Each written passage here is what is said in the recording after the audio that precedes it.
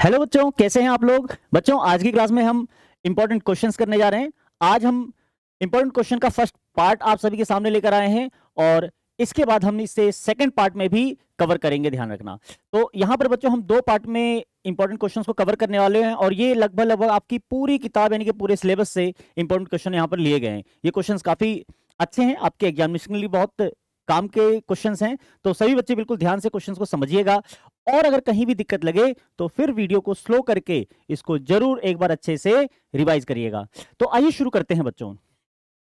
यहां पर पहला प्रश्न आप सभी के सामने है, परिमेय संख्या p बट्टे q जहां पर q 0 के बराबर ना हो का दशमलव प्रसार शांत होगा यदि q के अभाज्य गुणनखंड का रूप होगा।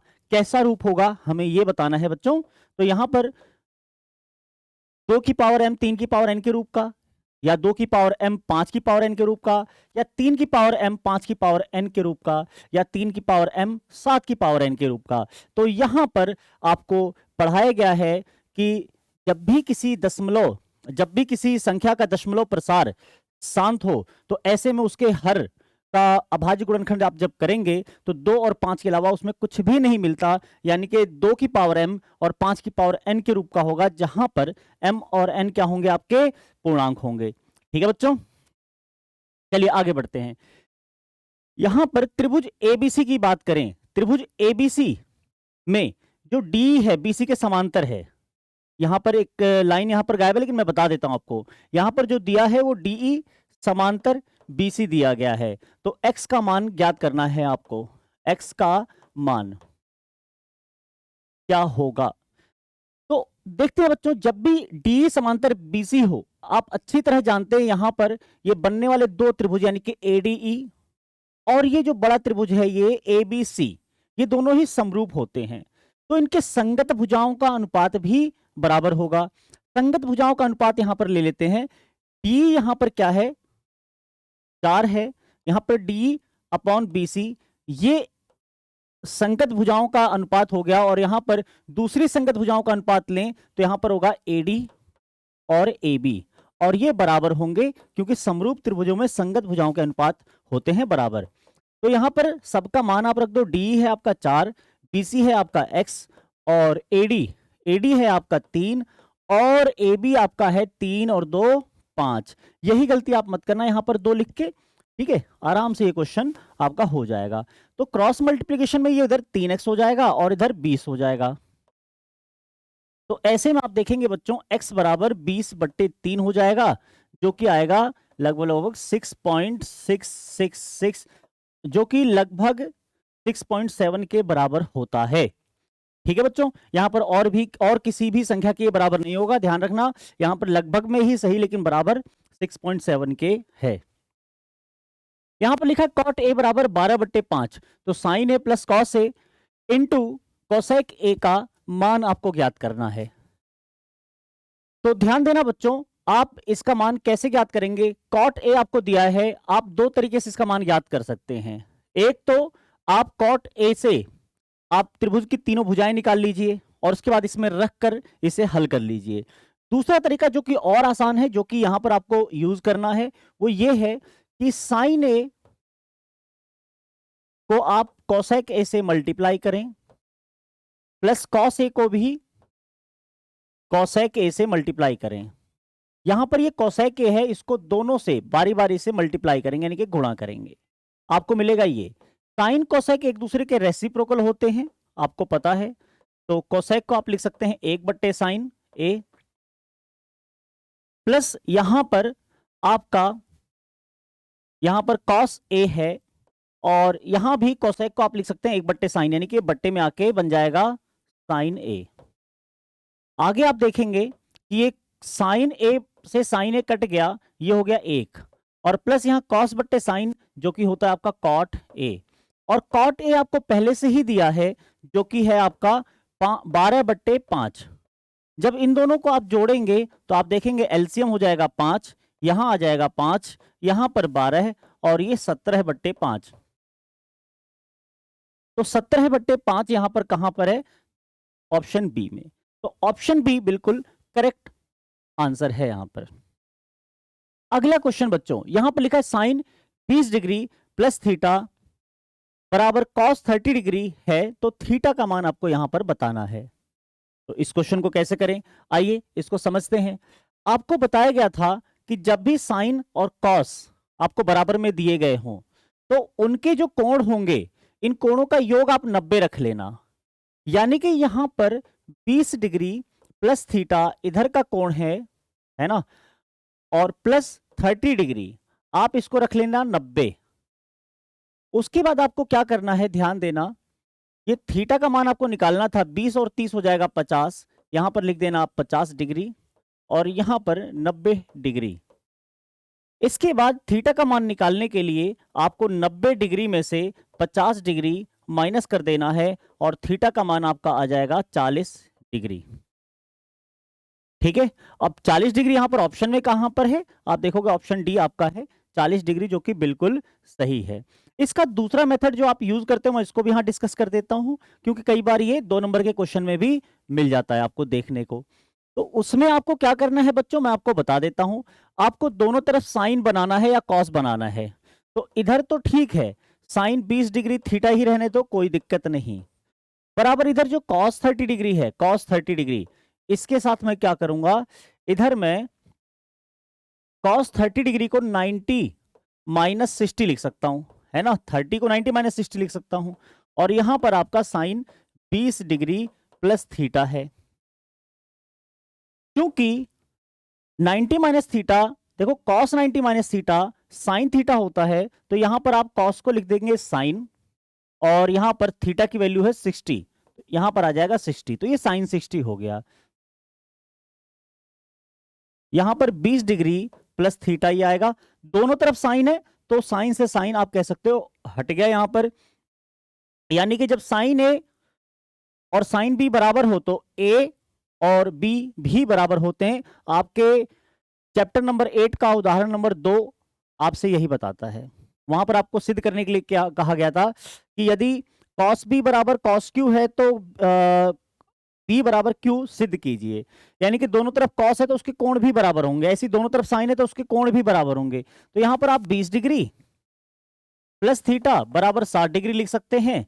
तो थीटा बराबर हो जाएगा आपका 60 डिग्री माइनस 20 डिग्री, जो कि फाइनली आपका आ जाएगा 40 डिग्री। यानी कि उत्तर में कोई परिवर्तन नहीं होगा, उत्तर तो आपका वही आना है। ये करने के 2 अलग अलग तरीके हैं, ये तरीका थोड़ा सा छोटा होगा, ये तरीका मैंने स्पेशली आपको इसलिए बताया है कि आप 1 नंबर के क्वेश्चंस को आराम से और सरलता से कर पाए। ठीक है, समकोण त्रिभुज एबीसी में सी समकोण है।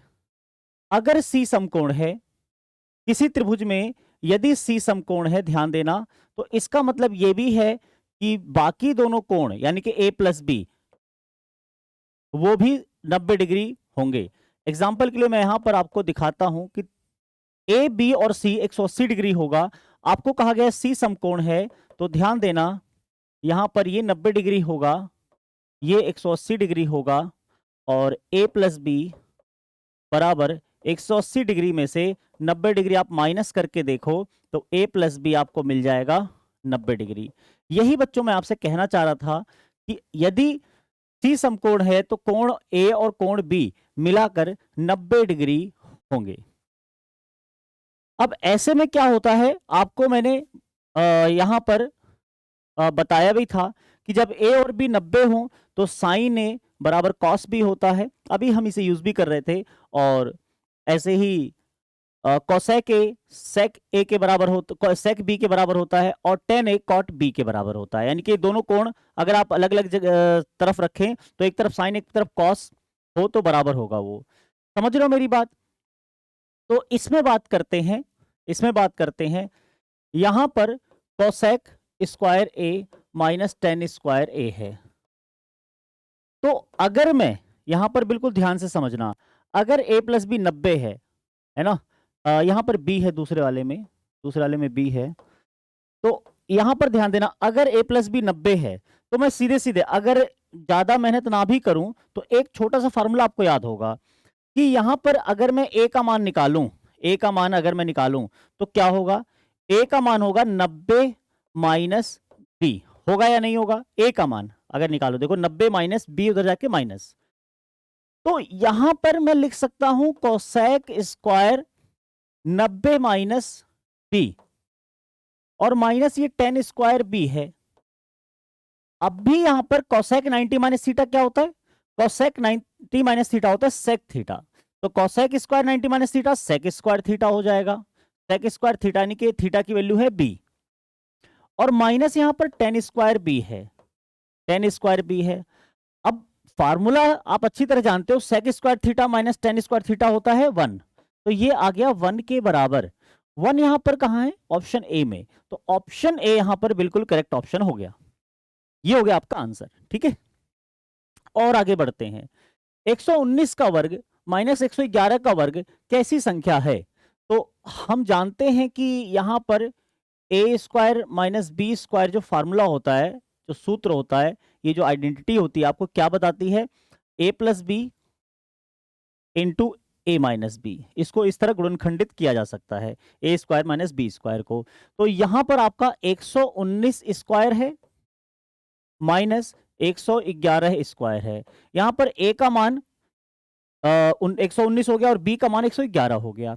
इन दोनों को अगर लेकर चलें तो a प्लस बी यानी कि 119 प्लस 111 और 119 माइनस 111,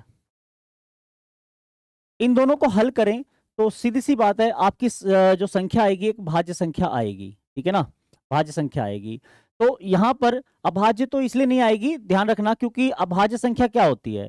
जो किसी से ना कटे। यहां पर यह दो संख्याओं से कट रही है, इससे और इससे, क्योंकि आप देखोगे 119 में से 111 गया, यहां पर क्या बचा आपका? 8 बचा।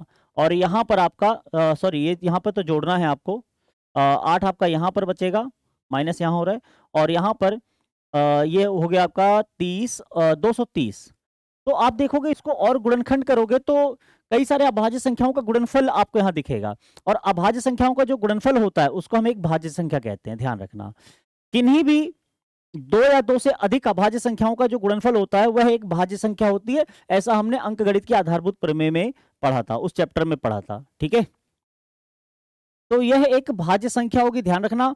और भाज्य संख्या के साथ साथ आप देखोगे यहां पर दो चीजें हैं, एक तो सिर्फ भाज्य संख्या, एक विषम भाज्य संख्या। तो विषम तो ये नहीं आएगा क्योंकि ये सम संख्या से गुणा हो रहा है। एक सम संख्या से गुणा होकर तो सम ही आती है, ध्यान रखना। तो ये यहां से कट गया, तो ऑप्शन सिर्फ एक ही बचा, ठीक है। और अभाज्य तो ये है ही नहीं, तो ये दोनों ही कट जाएंगे क्योंकि अभाज्य नहीं है, ठीक है। और आगे बढ़ते हैं। रैखिक समीकरण, यहां पर रैखिक समीकरण युग्म x प्लस 2y माइनस 8 बराबर 0 तथा 2x प्लस 4y बराबर 16 के हल हैं। यहां पर बताना है कितने हल हैं। तो चलिए बच्चों देखते हैं कितने हल हैं। 0, 1, अनंत या कोई नहीं। यहां पर आपको गुणांकों का अनुपात चेक करना होता है। मैं गुणांकों का अनुपात एक बार आपको रिवाइज करवा देता हूं, वो क्या है आप ध्यान रखना। अगर a1 बट्टे a2 बराबर नहीं होगा किसके? b1 बट्टे b2 के, तो ऐसे में आपका क्या आएगा? अद्वितीय हल आएगा। अद्वितीय यानी कि एक हल, अद्वितीय हल। लेकिन यदि a1 बट्टे a2 बराबर हो गया b1 बट्टे b2 के, क्या कहा मैंने कहा यदि a1 बट्टे a2 बराबर हो गया b1 बट्टे b2 के, तो यहां पे ध्यान रखना एक हल तो नहीं होगा, या तो यहां पर अनंत हल होंगे या एक भी हल नहीं होगा। ऐसे केस में अनंत हल कब होंगे? जब c1 बट्टे c2 भी बराबर हो जाए, ध्यान रखना। तो क्या होगा? इसका अनंत हल होगा, अनंत, एक ही जगह बिंदु लगने दो, अनंत हल। और अगर ये तीसरा बराबर नहीं हुआ यानी कि c1 बट्टे c2 बराबर नहीं हुआ, तो क्या होगा? तो इसका कोई हल नहीं होगा, कोई हल नहीं। एक बात और ध्यान रखना, इन दोनों केसेस में, इन दोनों परिस्थितियों में आप इसे संगत कहेंगे। ये समीकरण युग्म संगत है ना, वो संगत युग्म है। और यहां पर जब कोई हल नहीं होगा तो आप उसे कहेंगे असंगत युग्म। क्या कहेंगे? असंगत युग्म, ठीक है। तो ये कंडीशन थी। यहां पर आपको यही करना है, इनके गुणांकों का अनुपात चेक करना है। तो a1 बट्टे a2 यानी कि x का गुणांक बट्टे यहां पर x का गुणांक यानी कि 1 बट्टे 2, फिर आप देखोगे y का गुणांक यहाँ पर 2 है, यहाँ y का गुणांक 4 है, यानी कि 2/4। फिर आप देखोगे कि यहाँ पर c यानी कि -8 है और यहाँ पर -16, ये 16 बराबर के उस तरफ है, ध्यान रखना, कंफ्यूज मत होना, इधर आके माइनस का 16 ही होगा। और ये सब के सब देखोगे बराबर आ रहे हैं, सब के सब 1/2 के बराबर आ रहे हैं, ये ध्यान रखना है ना। तो इसका मतलब कंडीशन कौन सी आ रही है, a1/a2 बराबर b1/b2 बराबर c1/c2, जिसका मतलब ये है कि इसके अनंत हल होंगे, अनंत हल। यदि पूछा जाता है कि ये संगत युग्म है या असंगत है, तो हम कहते हैं संगत युग्म है। कई बार कारण के साथ ये बातें पूछी जाती हैं। तो उम्मीद करता हूं ये क्वेश्चन अच्छे से क्लियर है और ये कॉन्सेप्ट भी आप कभी नहीं भूलेंगे। बढ़ते हैं आगे। 5 प्रेक्षणों x+2, x+4, x+6, x+8 का माध्य 11 है। तो आपको बताना है x का मान। माध्य दे रखा है, यानी कि यहां पर सुनो मेरी बात ध्यान से, माध्य आपको दे रखा है 11 है ना। और माध्य का सूत्र क्या होता है, अगर मैं माध्य का सूत्र लगाऊं तो वो होता है सिग्मा x/n, है ना, और वो दे रखा है आपको 11 है। तो बढ़ते हैं आगे। सिग्मा x क्या होता है, इन सभी प्रेक्षणों का योग होता है। तो x plus x+2 plus x+4 plus x+6 plus x+8 और बट्टे में 5 बराबर 11 है। ठीक है, ये दे रखा है 11 है। तो x x x x x कितनी बार है, कम से कम 5 बार तो ये है। तो ये हो गया 5x, क्या हो गया ये 5x। इसके बाद 2 4 6 6 6 12 12 8 20 और बराबर 11 है गुणा 5। ये जो बट्टे में था ना गुणा, तो ये बट्टे में जो था 5, ये 11 के साथ वहां गुणा में चला गया। ठीक है, तो अभी क्या होगा, आप देखोगे 5x, हमें x का मान निकालना है, तो 20 को दूसरी तरफ ले जाएंगे बराबर के, तो 5x बराबर क्या हो जाएगा, दूसरी तरफ क्या है आपका 55 और ये 20 इधर माइनस में आ जाएगा, ध्यान देना।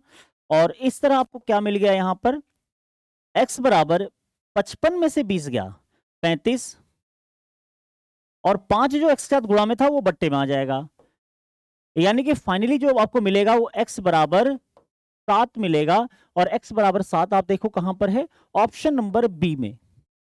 तो उम्मीद करता हूं बच्चों ये सारे क्वेश्चंस आपको बहुत अच्छे से समझ में आ रहे होंगे कि इस तरह की कोई दिक्कत नहीं हो रही होगी।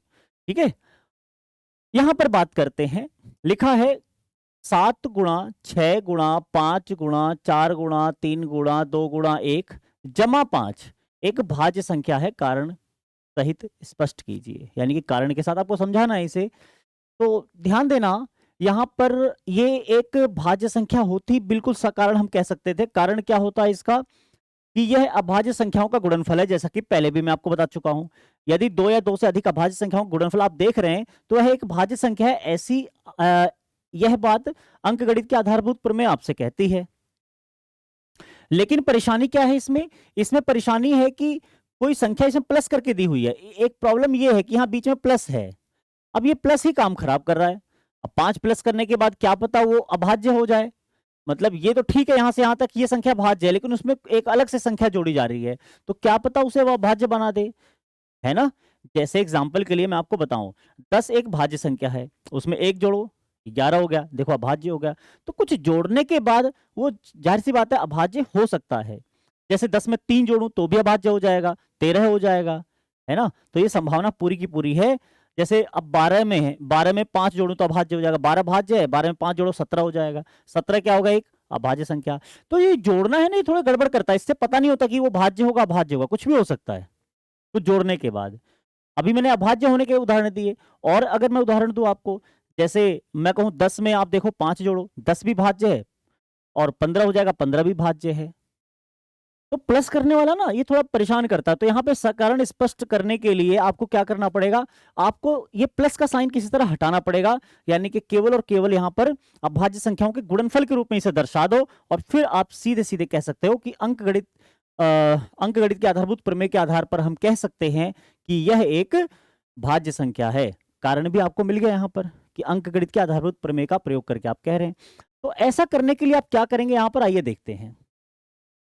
अभी मुझे ये समझ में आता है कि मुझे ये सब कुछ गुणा के रूप में लिखना है, तो सबसे पहले मैं क्या करूंगा, 7 गुणा 6 गुणा 5 गुणा 4 गुणा 3 गुणा 2 गुणा 1 प्लस 5 जो दिया है यहां से शुरुआत करूंगा, और यहां पर 5 ले लूंगा मैं कॉमन। यहां पर 7 गुणा 6 गुणा 5 नहीं आएगा अब, क्योंकि कॉमन ले चुका हूं मैं। 3 गुणा 2 गुणा 1 और प्लस यहां पर 1, क्योंकि मैंने कॉमन ले लिया है। अब 5 गुणा यहां पर देखो क्या होगा, 7 6 42, 42 चौके कितना होता है, 168 है ना। 168 को 6 से गुणा करो, 3 दूनी 6 होता ना, 168 को 6 से गुणा करो, देखो कितना आता है, 6 8 48, 48 का 8 हासिल 4, 6 6 36, 36 4 40, 40 का 0 हासिल 4, 6 कम 6 6 4 10। तो ये हो गया आपका 1008 और प्लस 1, और यहां पर आ गया 5 गुणा 1009, 1009 जो कि 3 से तो नहीं कटेगा, 2 से भी नहीं कटेगा, क्योंकि ना ही ये सम संख्या है और ना ही इनके अंकों का योग 3 से कट रहा है। तो और किससे चेक करें, 3 के बाद आप 7 से चेक करेंगे, 7 से कट रहा है, 7 एकम 7 3 0 7 चौक 28 2 29 नहीं कट रहा, 29 नहीं आता, 7 के पहाड़े में लास्ट में आ रहा था, यहाँ पर 29 आ रहा था ना लास्ट में। और फिर 11 से भी ये नहीं कटेगा, क्योंकि यहाँ पर इन दोनों का योग 9 हो रहा है और इन दोनों का योग 1 हो रहा है, 9 में से 1 गया 8 हो रहा है, जो कि 11 से नहीं कटता, तो ठीक है। 11 से नहीं कट रहा, 13 से चेक कर लो, 13 इस तरह 32 से ऊपर नहीं जाना, क्योंकि 32 के आसपास इसका 32 के वर्ग के आसपास ये संख्या है। तो 13 से अगर चेक करें हम, तो देखो 13 से कटता नहीं कटता, 13 8 104 होता है, 13 7 91 होता है, 9 99 नहीं आया 13 के पहाड़े में। 13 के बाद चेक करेंगे 17 से, 17 ठीक है 102 होता है, 17 25 85 होता है, 15 159 भी 17 के पहाड़े में नहीं आता है ना। तो ठीक है, 17 के बाद आप चेक करेंगे 17 18 नहीं, 19 से चेक करके देख लीजिए, 19 25 95 59 वो भी 19 के पहाड़े में नहीं आता, 19 में नहीं आ रहा, तो 21 22 बचा 23 के पहाड़े में आप चेक कर लीजिए। कुल मिला के मुझे लगता है ये किसी से कट ही नहीं रहा। 23 चौके कितना होता है, 92 है ना। 92 के बाद बचा 8 89, 89 आता है 23 में, 89 23 में आता है, नहीं आता है ना, 23 में नहीं आता, 23 के पहाड़े में 69 आता है, 89 नहीं आता। ठीक है, तो 23 से भी ये नहीं कट रहा। अब 29 लास्ट बचा है मेरे पास, 29 से और चेक कर लो अगर करना ही है तो। 29 तिया होता है आपका 87, 87 बचा 13 यानी कि 139, ये 29 में आता है कहीं नहीं, 9 के पहाड़े में अगर चेक कर लो, मुझे तो नहीं लगता कि आएगा। 3 चौक 12 3 5 15 नहीं आएगा। ठीक है, तो यह एक अभाज्य संख्या है, तो आप देखोगे दो अभाज्य संख्याओं का यह गुणनफल है ना। तो क्योंकि देखो, क्योंकि अंक गणित की आधारभूत प्रमेय के अनुसार, क्योंकि अंकगणित के आधारभूत प्रमेय के अनुसार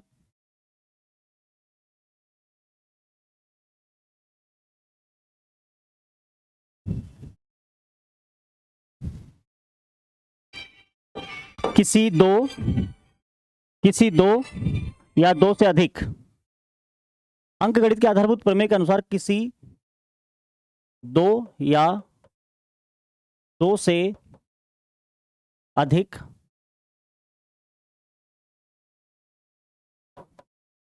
अभाज्य संख्याओं का गुणनफल भाज्य होता है,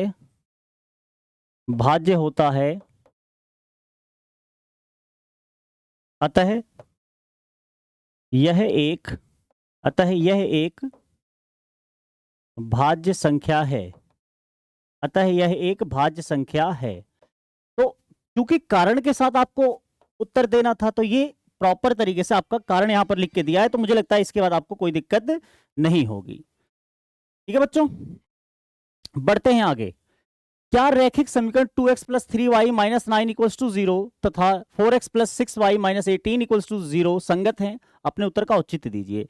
तो संगत है, देखो अभी थोड़ी देर पहले ही मैंने आपको समझाया था कि संगत के लिए आप क्या करेंगे, आप इसके गुणांकों का अनुपात लेंगे। सबसे पहले यहां पर आप देखेंगे a1 है आपका 2, b1 है आपका 3 और c1 है आपका -9। फिर आप देखेंगे a2 है यहां पर आपका 4 और b2 यानी कि यहां पर y का गुणांक यानी कि 6 और c2 है आपका -18। यहां पर आप निकालेंगे a1 बट्टे a2 और आप देखेंगे 2/4 आ रहा है, यानी कि 1/2। फिर आप निकालेंगे b1 बट्टे b2, b1 बट्टे b2 यानी कि 3/6 जो कि 1/2 आ रहा है। फिर आप निकालेंगे c1 बट्टे c2 जो कि आपका है -9 अपॉन -18 एंड द माइनस से माइनस तो कट जाएगा और यहाँ पर 1/2 फिर से आ जाएगा आपका। तो इसके बाद क्या करेंगे आप, since a1 upon a2 equals to b1 upon b2 equals to c1 upon c2, इसीलिए समीकरण युग्म संगत है क्योंकि इसके अनंत हल हैं। अनंत हल हैं। आपको मैंने बताया था जब हल एक हो या अनंत हो तो वो संगत होता है, और अगर उसका कोई हल नहीं है तो असंगत होता है। थोड़ी देर पहले यहां पर एक्सप्लेन किया था। ठीक है, तो ये बात ध्यान रखना बच्चों, ये प्रॉपर तरीके से आप इस तरह से सॉल्व कर सकते हैं। वहां एमसीक्यूज फॉर्म में था तो मैंने शॉर्ट में आपको चीजें बताई, यहाँ पर आपका सकारण उत्तर देना, औचित्य के साथ बताना है, तो मैंने औचित्य के साथ यहाँ पर बताई है आपको, और इसी तरीके से बच्चों यहाँ पर लिखना है। आगे देखिए, लिखा है त्रिकोणमितीय सारणियों के प्रयोग के बिना सिद्ध कीजिए कि ये जो आपका बायां पक्ष है ये दाएं पक्ष यानी कि 1 के बराबर है। ये सिद्ध करना आपको। तो आइए बच्चों इसको सिद्ध करते हैं। ध्यान दीजिएगा, यहां पर आपके पास सबसे पहले आपको लेना है बायां पक्ष। क्या लेना है आपको लेना है बायां पक्ष। बायां पक्ष आपका क्या है, tan 1 tan 11 डिग्री में है ये सब, tan 21 degree, tan 69 degree, tan 79 degree, tan 89 degree. ये आपका कौन सा पक्ष है, आपका बायां पक्ष है। ये बायां पक्ष है, तो इसको हल करते हैं और देखते हैं ये दाएं पक्ष के बराबर आता है या नहीं आता है। यदि यह दाएं पक्ष के बराबर आ गया तो समझ लीजिए आपने सिद्ध कर दिया है। तो सबसे पहले पहला काम आपको क्या करना है, यहां पर जोड़े बनाने हैं उनके जिनके कोणों को जोड़कर आप देखोगे 90 होंगे। तो आप देखोगे इसके और इसके कोणों का योग 90, यहां पर आप देखोगे 1 और 89 90 होता है। यहां देखोगे 11 और 79 भी 90 होता है। इसके बाद आप देखोगे यहां पर 21 और 69 भी 90 होता है। ठीक है, तो आप इनमें से जो भी जोड़े बने इनमें से कोई भी 3 कोण ले लीजिए। जैसे एग्जांपल कोई भी 3 कोण आपको लेने हैं, क्योंकि यहाँ 3 जोड़े बन रहे हैं। देखो, तो इन दोनों के जोड़ों में से चाहे इसको लो चाहे इसको लो, इन दोनों में से कोई एक ले लो और इन दोनों में से कोई एक ले लो। इस तरह आपको लेना है। तो मैं शुरू के ही 3 ले लेता हूं क्योंकि बाकी 3 इन तीनों के साथ ही जोड़े बना रहे हैं। तो शुरू के 3 को मैं करूंगा चेंज। तो सबसे पहले tan 1 को हम क्या लिख सकते हैं बच्चों, tan 1 को हम लिख सकते हैं, ध्यान रखना, tan 90 डिग्री माइनस 89 डिग्री। ऐसे ही tan 11 को हम लिख सकते हैं tan 90 डिग्री माइनस 79 डिग्री। और फिर tan 21 को हम लिख सकते हैं tan 90 डिग्री माइनस 69 डिग्री। और बाद के तीनों ऐसे लिख दो, tan 69, tan 69, tan 79 और tan 89। बाकी को ऐसे ही रहने दिया। अभी बिल्कुल ध्यान से सुनना, यहां पर 1090 माइनस 89 को हम लिख सकते हैं कॉट 89 डिग्री, 1 नहीं 89 डिग्री, क्योंकि 1090 माइनस थीटा होता है कॉट थीटा, और देखो थीटा का मान है 89, ये हो गया। फिर 1090 माइनस थीटा यहां भी है तो यहां भी हो जाएगा कॉट थीटा, यहां भी 1090 माइनस थीटा है तो यहां भी हो जाएगा कॉट थीटा, बस थीटा का मान अलग अलग है जो कि मैंने रख दिया है। उसके बाद यहां आप देखेंगे 1069 था, 1079 था, 1089, तो 1069 को हम लिख सकते हैं 1/कॉट, एक इसी स्टेप में लिख दो, नहीं तो फिर एक और स्टेप खामखा और लिखना पड़ेगा, तो इनको हम चेंज कर लेते हैं, 1/कॉट 69 लिख सकता हूं मैं इसे, 10 कॉट में चेंज होता है, रेसिप्रोकल में भी ध्यान रखना। फिर 1/कॉट 79 और 1/कॉट 89। जब आप इस तरह करके देखोगे तो आपको पता चलेगा कि ये जो है कॉट इससे कट जाता है, कॉट 79 इस कॉट 79 से कट जाता है, और कॉट 89 इस कॉट 89 से कट जाता है, हर जगह कटने के बाद 1 आता है, तो आंसर आ जाता है 1, जो कि आपके किसके बराबर है, दाएं पक्ष के, तो आप कह सकते हो बराबर दायां पक्ष, और ये इस तरह सिद्ध हो गया। तो था ना सिंपल और मजेदार क्वेश्चन। तो बच्चों आगे बढ़ते हैं अगले क्वेश्चन की ओर। यहां पर देखिए, निम्न आंकड़ों से माध्य आयु ज्ञात करनी है। क्या ज्ञात करना है, माध्य आयु। तो आइए देखते हैं माध्य कैसे ज्ञात करते हैं। तो सिंपल तरीका, इसका सबसे सिंपल तरीके से हम माध्य करने की कोशिश करेंगे। यहां पर सबसे पहले आपको दिया है क्लास इंटरवल यानी कि आयु, तो ये है आपका 10 से 30, 30 से 50, 50 से 70 और 70 से 90, ये है आपका। आगे बढ़ते हैं, यहां पर बारंबारता यानी कि एफ आपको दिया है 15 है, 12 है, 18 है, 5। आप यहां पर देखेंगे 12 18 कितना होता है, 30 होता है, और 15 5 होता है 20, यानी कि ये टोटल 50 है। ठीक है, एफ निकल गया।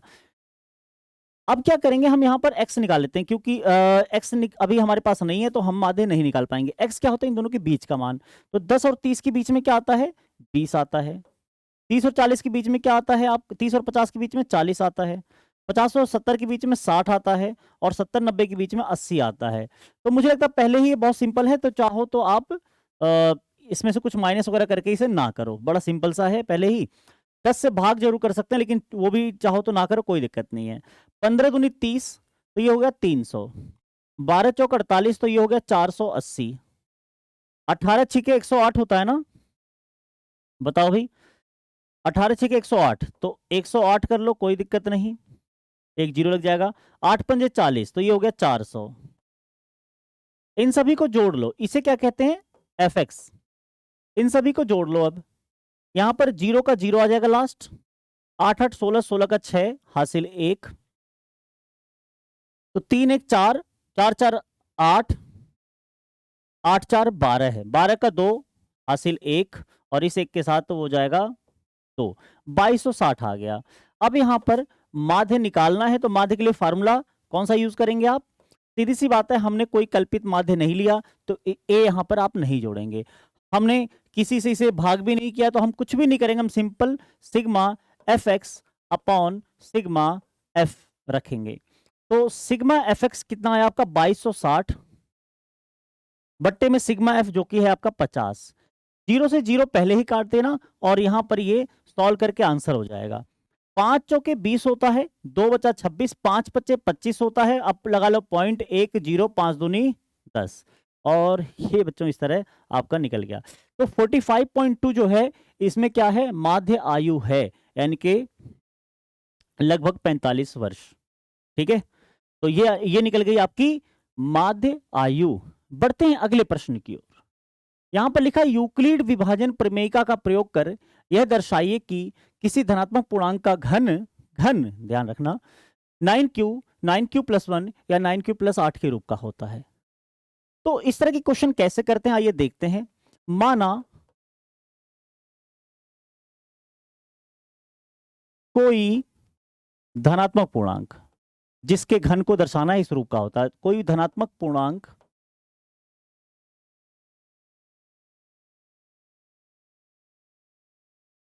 a है तथा b एक संख्या ले लेते हैं, कोई बी ले लेते हैं आप, यहां पर 3। तो यूक्लिड विभाजन, अगर मैं यूक्लिड विभाजन प्रमेयिका का यहां बच्चों प्रयोग करूं, यूक्लिड विभाजन प्रमेयिका का प्रयोग करने पर आप क्या कर सकते हैं, ए को लिख सकते हैं, ए बराबर, ध्यान दीजिएगा, ए बराबर बी क्यू प्लस आर होता है। बी का मान आपने 3 लिया है, आपका ए है, यहां पर बी का मान आपने 3 लिया है, तो बी क्यू प्लस आर होता है, तो यहां पर हो जाएगा आपका 3Q प्लस आर। यहां पर हम 3Q नहीं लिखेंगे क्योंकि सिद्ध भी Q के रूप में करना है, अभी घन करना बाकी है, घन करने के बाद हमें Q चाहिए, तो यहां पर लिख लेंगे M, 3M प्लस आर, है ना। जहां पर आप जानते हैं कि R की कंडीशन क्या होगी कि R 3 से छोटा होगा और 0 के बराबर या बड़ा होगा, सिंपल है। तो ये बात यहां पर ध्यान देना, और साथ ही साथ जहां आप ये लिख देना, जहां M तथा R पूर्णांक हैं, है ना, M और R क्या है, पूर्णांक हैं। तो इसके बाद क्या करेंगे, यहां पर आपका R का मान, ध्यान रखना, R का मान क्या क्या है, ध्यान रखना, 0, 1 तथा 2 रखने पर क्या होगा, आप देखें जब R का मान इसमें रख देंगे तो A बराबर या तो 3M प्लस 0 आ जाएगा, या फिर A बराबर 3M प्लस 1 आ जाएगा, या फिर A बराबर क्या आ जाएगा, A बराबर 3M प्लस 2 आ जाएगा। 2 रखने पर देखो, 0 रखा तो 0, 1 रखा और 2 रखा, और ये इस तरह आपको 3 मिल गए, है ना। अब तीनों का घन, अब यदि A बराबर 3M हुआ तो क्या होगा, देखते हैं। तो A का घन बराबर 3M का घन हो जाएगा, और ये हो जाएगा 3 3 9 9 27, 27 M क्यूब। तो यहां पर बच्चों आप देखोगे हमने A के घन को 27 M क्यूब सिद्ध कर दिया है। क्या सिद्ध कर दिया है, 27 M क्यूब। लेकिन हमें क्या सिद्ध करना था, 9Q प्लस 1 या 9Q प्लस 8। इसका मतलब यह है कि हमें 9 से भाग करना है अभी, और 9 से भाग करके या तो शेषफल 0 बचना चाहिए, या 1 बचना चाहिए, या फिर 8 बचना चाहिए, इसके अलावा कुछ नहीं बचना चाहिए। तो यहां देखते हैं 9 से भाग करने पर इसमें शेषफल क्या बचेगा। जब आप 9 से इसे भाग करेंगे तो 9 भाजक की जगह पर आ जाएगा, और भागफल क्या आएगा, देखते हैं, 9 3 27 और M क्यूब, ये आ गया भागफल, और शेषफल कुछ बचा ही नहीं, क्योंकि 9 देखो इन दोनों को गुणा करके इतना आ जाएगा, है ना। तो ये भाजक हो गया, भागफल हो गया, शेषफल यहाँ कुछ नहीं बचता। तो ये चूंकि आपका भागफल है, तो इस भागफल को हम दूसरा रूप दे सकते हैं, 9Q लिख सकते हैं इसे, है ना। क्योंकि 3M, ध्यान रखना यहाँ पर M क्या है, एक पूर्णांक है। M पूर्णांक है तो पूर्णांक का घन भी पूर्णांक, और पूर्णांक को 3 से यानी कि किसी पूर्णांक से जब गुणा करेंगे तो ये पूरा पूर्णांक है, तो यहाँ Q एक पूर्णांक है। और यही इसने कहा था, जहाँ Q एक पूर्णांक हो कोई दिक्कत नहीं, इसने कहा था जहाँ Q क्या हो, एक पूर्णांक हो। तो हम जानते हैं यहाँ पर Q एक पूर्णांक है, यहाँ Q एक पूर्णांक है। अब यदि A बराबर 3M प्लस 1, 3M ले लिया हमने, 3M प्लस 1 अब लेते हैं। तो यदि A बराबर 3M प्लस 1 हो तो A क्यूब क्या होगा, 3M प्लस 1 का क्यूब। यहां पर आप देखेंगे A क्यूब बराबर आ जाएगा, इसको सॉल्व करते हैं, यहां पर A क्यूब यानी कि 3M का cube plus 3A square B plus, यहां पर ध्यान देना, यहां 3 होता है बाहर, और 3 उसके बाद A स्क्वायर B, और प्लस 3A और B का स्क्वायर, और प्लस B क्यूब, प्लस का B क्यूब। ये मैंने सूत्र लगाया है ना, A प्लस B का होल क्यूब का सूत्र। यहां पर ही हो जाएगा फिर से 27m³ और प्लस यहाँ 3 3 9, 9 3 27, यहाँ 27m², क्योंकि यहाँ m की पावर 2 होगी, और प्लस यहाँ 3 3 9, 9m और प्लस 1। आप देखेंगे अब जब इसको 3 से आप 9 से भाग करेंगे, अभी 9 से भाग करना बाकी है ना सिद्ध करने के लिए। जब इसको 9 से भाग करेंगे तो भाजक की जगह 9 हो जाएगा। अब देखते हैं भागफल की जगह क्या आएगा, 9 3 27, m³ भी रहेगा, 3m² हो जाएगा यहाँ पर, प्लस यहाँ से 9 बाहर लिया तो m, और 1 से नहीं हो सकता, 1 को अलग छोड़ दो, तो आप देखोगे ये किस रूप का आ गया, 9q+1 के रूप का आ गया, जहां क्योंकि ये पूरा एक पूर्णांक है तो जहां q एक पूर्णांक है, जहां q एक पूर्णांक है, हो गया। अब यदि एक और कंडीशन रह गई है, क्योंकि तीनों केस में हमें चेक करना होगा, यदि a बराबर 3q+2 होता तो क्या होता, तो आप क्या करते, a³ निकालते, a³ हो जाता आपका 3q+2 का क्यूब। इसको भी हल कर लेते हैं। तो सबसे पहले 3q का क्यूब यानी कि a³ + 3a² b और प्लस 3ab² और प्लस b³। यहां पर ध्यान से देखिए, 27q³ + 3 3 9, 9 3 27, 27 2 54, 54q² + 3 3 9, 9 4 यहाँ 2 दूनी 4 आएगा ना, तो 9 चौक 36, 36q और प्लस 8। आप देखेंगे फिर से इसे 9 से जब भाग करेंगे तो 9 से भाग करने पर ये तो होगा नहीं, अलग पड़ा रहेगा, और 9 से छोटा भी है, कोई दिक्कत नहीं। तो 9 से जब इसे भाग करेंगे तो आप देखिए यहाँ 3q का क्यूब + 9 6 54 q² + 9 चौके 36 q प्लस क्या खत्म, और प्लस 8 बाहर। आप देखेंगे ये मैंने q ले लिया, यहाँ पे m था, मैंने जो माना था वो m के रूप में था, यहाँ हर जगह m लिखना होगा।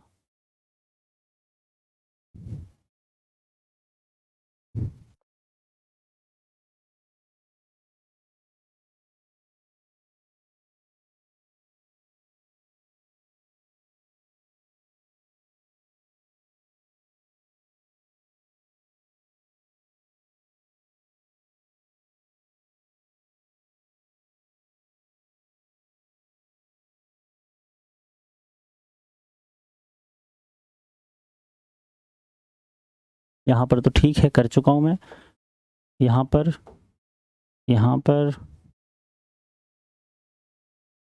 बाकी तो हो चुका है, ठीक है। तो बस 9 यहाँ पर लिख दूंगा मैं q + 8, और यहाँ पर साथ में जहाँ q एक पूर्णांक है, जहाँ q एक पूर्णांक है, ठीक है ना। तो आप देखोगे तीनों केस में, एक केस में आपका आया 9q किसी पूर्णांक q के लिए, एक केस में आया 9q+1 और एक केस में आया 9q + 8, यानी कि यही 3 रूप मिल रहे हैं आपको और कोई रूप नहीं मिल रहा। तो हम कह सकते हैं कि अतः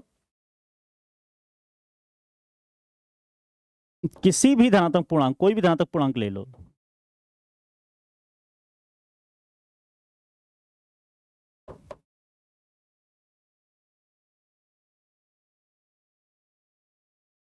का घन